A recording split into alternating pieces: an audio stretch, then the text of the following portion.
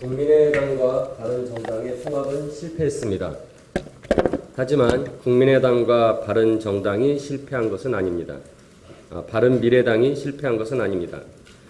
국민의당은 다당제 합리적 개혁을 목표로 2016년 출발했습니다. 20대 국회 초기 나왔던 국민의당이 어느 정당의 이중대라는 제3당의 존재와 가치를 폄하하는 평가는 이제 사라졌습니다.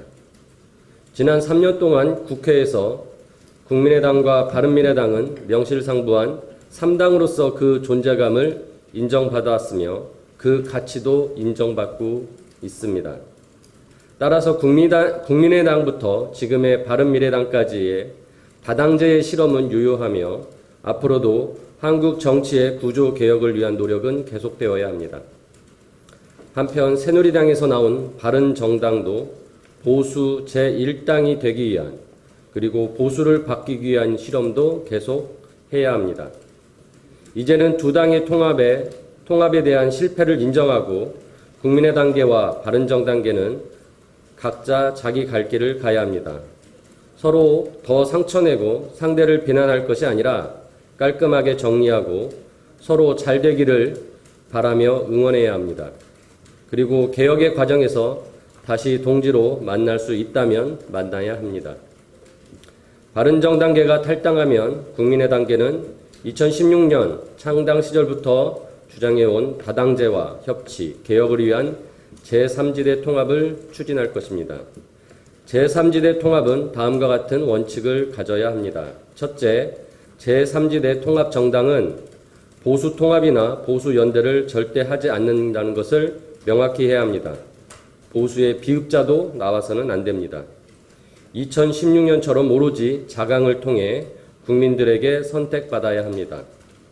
둘째, 제3지대 통합정당은 보수와 진보를 넘어선 합리적 개혁 정당으로 먹고 사는 문제인 민생을 위한 개혁, 공정과 정의를 위한 개혁, 기득권 타파를 위한 개혁 정당이어야 합니다. 특히 경제를 살리는 데 앞장서야 합니다.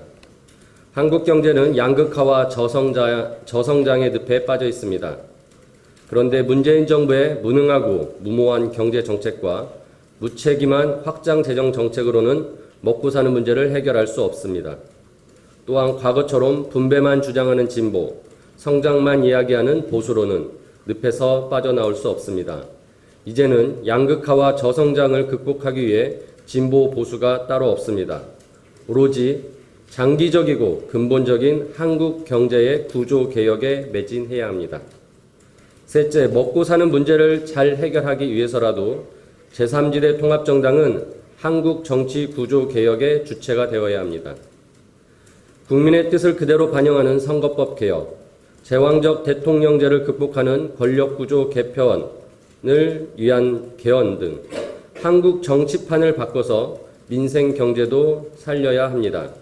갈등과 문제를 만드는 정치가 아니라 갈등과 문제를 해결하는 정치로 판가리가 되어야 합니다.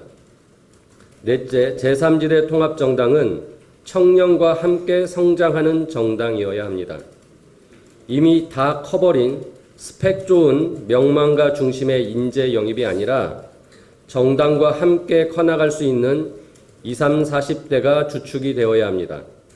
어쩌면 평범할 수 있는 우리 주변의 중소기업 직장인 청년, 자영업자 청년, 돌봄 노동자 청년, 문화예술계 종사자 청년, 공시족 청년 등 당사자성을 가진 청년들 중에서 통합정당의 지향에 동의하는 합리와 상식을 갖춘 청년이라면 통합정당이 정치의 기회를 열어주어야 합니다. 제3지대 통합정당은 정치에 또 출마의 뜻이 있는 청년이라면 돈 걱정 없이 선거를 치를 수 있도록 지원해야 할 것입니다. 이런 원칙하에서 제3지대 통합이 이루어져야 통합정당은 국민들의 선택을 받을 것입니다. 그리고 21대 국회에서 통합정당은 국회뿐만 아니라 국민들에게 그 존재감과 가치를 인정받고 대한민국을 책임지는 정당이 될 것입니다. 이상입니다.